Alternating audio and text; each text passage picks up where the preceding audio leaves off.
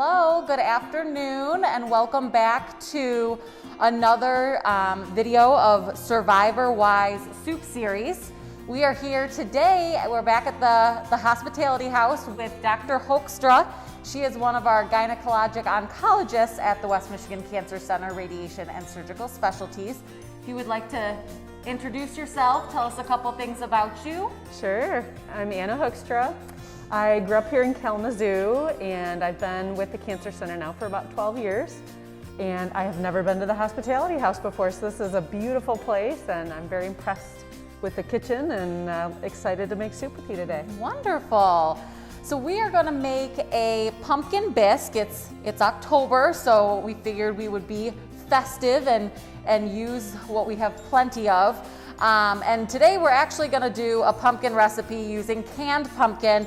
We're not going to chop up a full-size pumpkin. I trialed a recipe and that just took much too much work. So we're going to use canned pumpkin.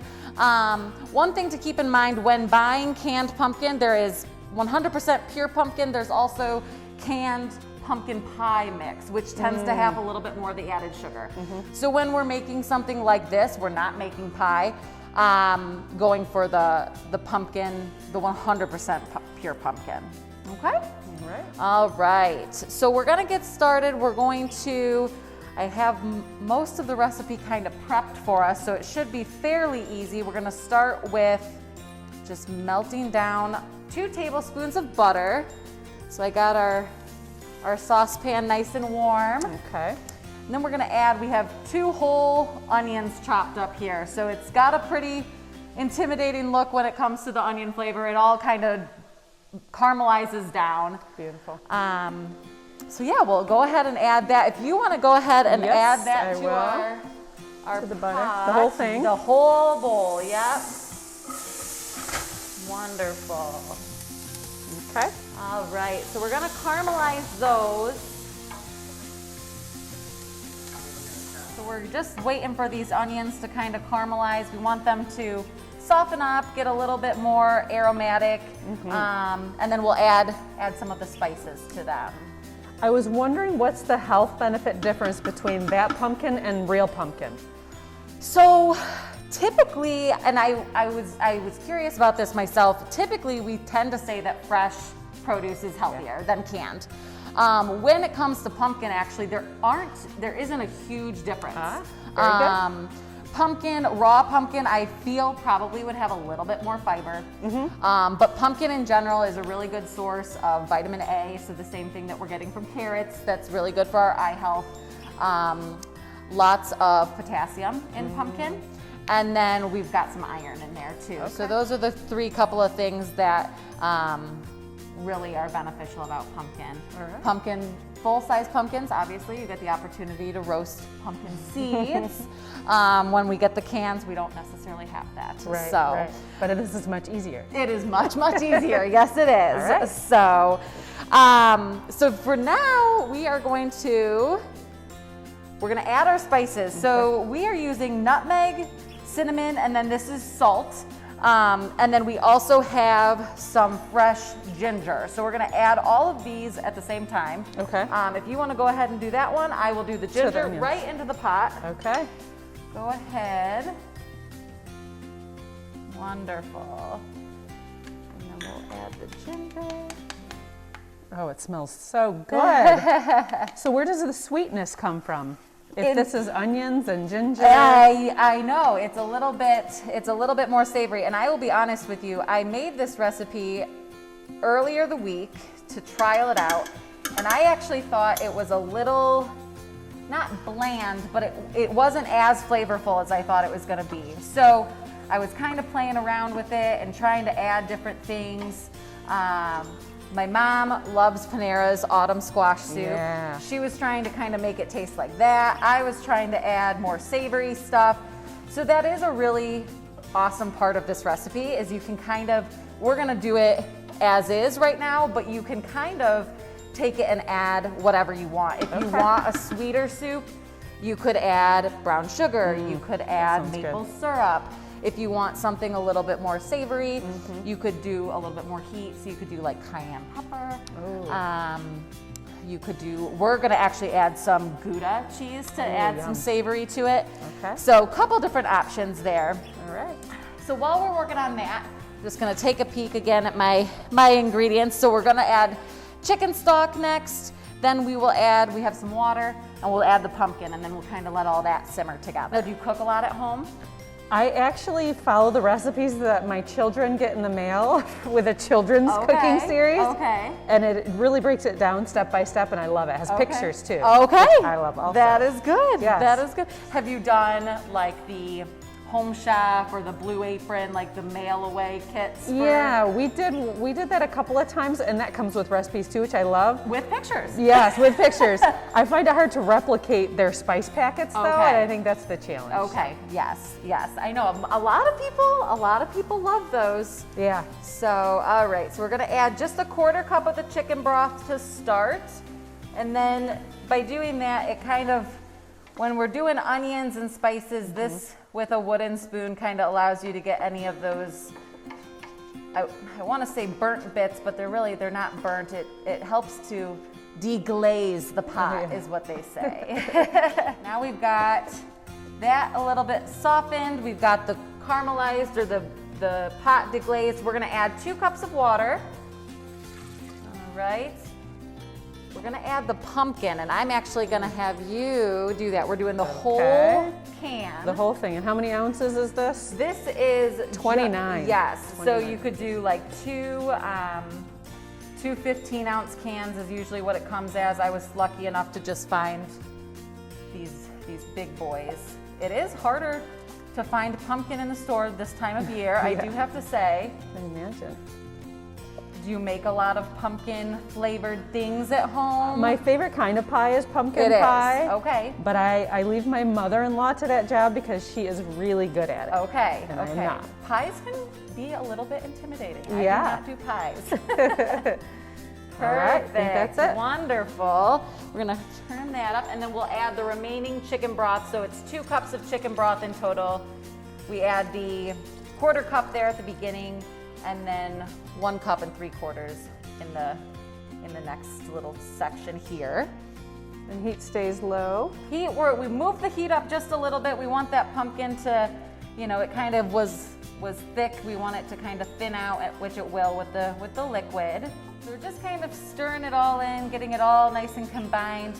The next part of the recipe, we are going to actually use a fun little tool called an immersion blender. I don't know if you have an immersion blender at your house. It is kind of like a handheld mixer. It's a little bit better for soup. Okay. So we're gonna use that. If you don't have an immersion blender at home, you can take the soup and put it into your blender or into a food processor. You might just have to do it in smaller batches. Could you do a handheld blender, or that wouldn't chop it? Why not? It might. So the reason we're doing this is to puree those onions. Yeah. Okay. So a blender itself, or like a handheld blender, it might not get them chopped up like we want them to. But you could certainly try it. Yep. I don't think it would hurt anything. So we're gonna get going with that. Okay. We'll bring the soup over actually to that exact spot. Okay. I'm gonna put it in front of you. And this is our fun immersion blender. Wow. Yes. So I'm gonna plug it in right by you, and I will start, and then I will let you play with it a little bit. So you obviously want it all the way in the soup, so we're not splattering soup everywhere. And then I was playing with it earlier, that's right. So then you wanna just kind of keep it down, and honestly, initially it kind of seemed like it really wasn't doing anything. And then as I went, I realized, oh, yep, it is smoothing out a little bit. And then if you want to try a little bit, it kind of feels like it's suctioning to the bottom of the pot. And that's okay? It's okay, yes.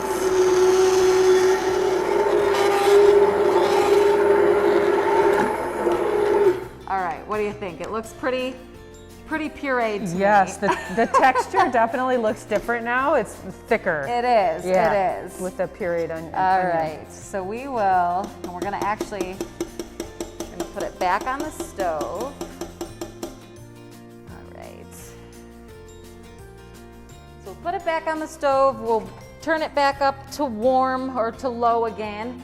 And now we get to add the fun ingredients. So the recipe does call for a half a cup of healthy whipping cream, heavy whipping cream, excuse me. All right, so there's only a half a cup remaining, so I will give that to you. All right, just dump anywhere. Dump it in there, yep. Perfect. And that's just gonna add a little bit more creaminess to it. And then I am gonna add the Gouda. So like I said, I've done other pumpkin recipes. It was a pasta, and that one called for like a white cheddar, which I thought was really good. So you could do, you know, I'm sure for our goat cheese fans out there, I'm sure goat cheese would be delicious. Yeah. So a couple different options, or like I said, if you don't want a super savory soup, you could definitely do apple cider, apple sauce could make it a little bit more sweet. Yeah. So a couple different options out there. I know patients, sometimes a side effect of chemo can taste aversions. So it might be too that a blander soup in these instances might actually be better. Because how often do you feel like patients are complaining that foods taste particularly sweet or particularly salty? And the things that they used to like just don't taste good anymore. Right, so good to be able to have options to play with. Exactly. So we're gonna kind of let all those flavors kind of come together, and then we'll do a test taste in a little bit. We have some salted pumpkin seeds to put on top. Okay. We are asking at the end of every session. We've had Dr. Ashak last month. We are asking 3 questions of all our guests. Okay. Our first question is a food that you just cannot live without, that you could eat it every day, stranded on an island. What would it be? Bread. Bread, any form. Tasty, fresh bread with a crusty crust and a soft middle. Okay. Yes. Butter, olive oil, anything? Nothing. Nothing. Cheese, sometimes. I like Gouda, actually. Okay, all right. Swiss cheese, yeah. Okay. Yes, bread, love it. I don't think anyone doesn't like bread. And what was the last thing you ate today?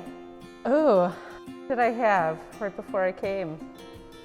I don't even remember. It was not memorable. I was going to say not. Actually, you know what it was? It was a croissant from Costco.